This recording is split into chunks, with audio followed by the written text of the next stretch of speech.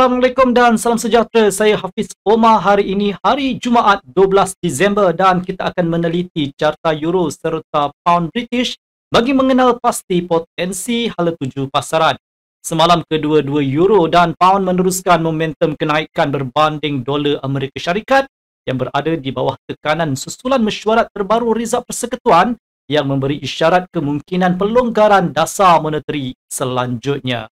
Dolar Amerika Syarikat turut ditekan oleh data tuntutan awal pengangguran yang mengecewakan, menunjukkan bahawa pasaran buruh masih berada dalam keadaan tertekan. Data ini mengukuhkan pendirian Fed untuk mengutamakan kestabilan pertumbuhan pasaran buruh berbanding memerangi inflasi yang sebelum ini menjadi fokus utama sepanjang tahun ini. Selain itu, Amerika Syarikat turut melaporkan defisit dagangan yang besar, sebahagian besarnya berpunca daripada tarif perdagangan yang diperkenalkan oleh Donald Trump. Mari kita lihat kalender makroekonomi hari ini. Tumpuan utama adalah kepada beberapa data penting dari United Kingdom, termasuk pertumbuhan KDNK, pengeluaran perindustrian dan pembuatan serta imbangan dagangan. Laporan-laporan ini berpotensi memberi kesan besar kepada pergerakan pound British. Fokus utama pasaran adalah pada kadar pertumbuhan KDNK United Kingdom bagi bulan Oktober yang dijangka meningkat sebanyak 0.1% selepas mencatatkan penguncupan 0.1% pada bulan September. Perlu diperhatikan bahawa ekonomi United Kingdom bergelut untuk menunjukkan momentum positif sejak Julai 2025. Ia mencatatkan pertumbuhan sifar pada bulan Julai dan Ogos selepas peningkatan 0.4% pada Jun sebelum kembali menguncup 0.1% pada September. Data suku tahunan turut menggambarkan gambaran yang suram, menunjukkan bahawa usaha Bank of England memerangi inflasi berisiko mendorong ekonomi ke arah kemelesetan, satu senario yang jelas tidak digemari oleh bank pusat tersebut. Bagi zon euro pula, agenda hari ini merangkumi laporan harga pengguna dari Jerman dan Perancis.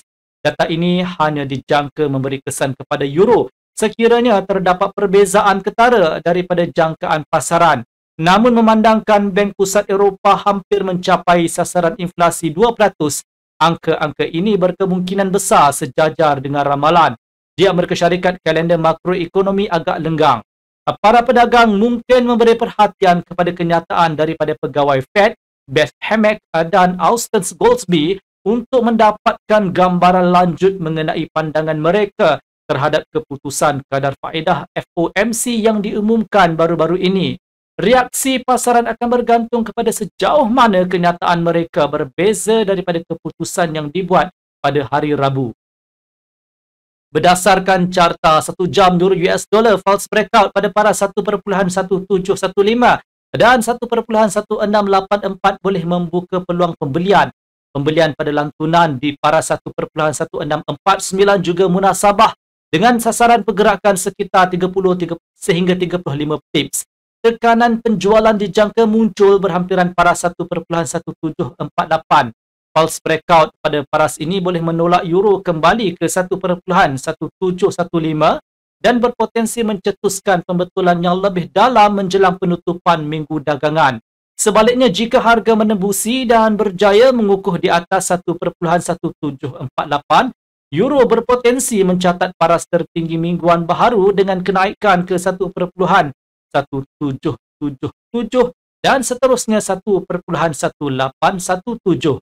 Pada paras ini adalah wajar untuk mempertimbangkan penjualan di rebound dengan sasaran pembetulan intraday sekitar 30 sehingga 35 pips. Penjualan di 1.1748 dan 1.1777 hanya sesuai dilakukan sekiranya berlaku false breakout. Bagi pound British, false breakout pada paras 1.3396 selepas penerbitan dan pertumbuhan KDNK United Kingdom boleh mencetuskan isyarat penjualan, seterusnya menolak sterling ke 1.3355. Seterusnya, sasaran yang lebih jauh adalah 1.3320, di mana pembelian di rebound wajar dipertimbangkan dengan sasaran sekitar 30 sehingga 35 pips. Pembelian di 1.3355 hanya relevan sekiranya berlaku false breakout dan dalam senario kenaikan jika harga berjaya menembusi 1.3396, hasil data United Kingdom yang positif, pound British berpotensi meningkat ke 1.3434 dan seterusnya 1.3468. Pada paras ini, penjualan di rebound adalah lebih sesuai dengan jangkaan pembetulan sekitar 30 sehingga 35 pips. Penjualan di 1.3434 dan 1.3396 hanya relevan selepas pengesahan pulse breakout. Sekian video analisis dari saya Hafiz Omar dan semoga berjumpa lagi.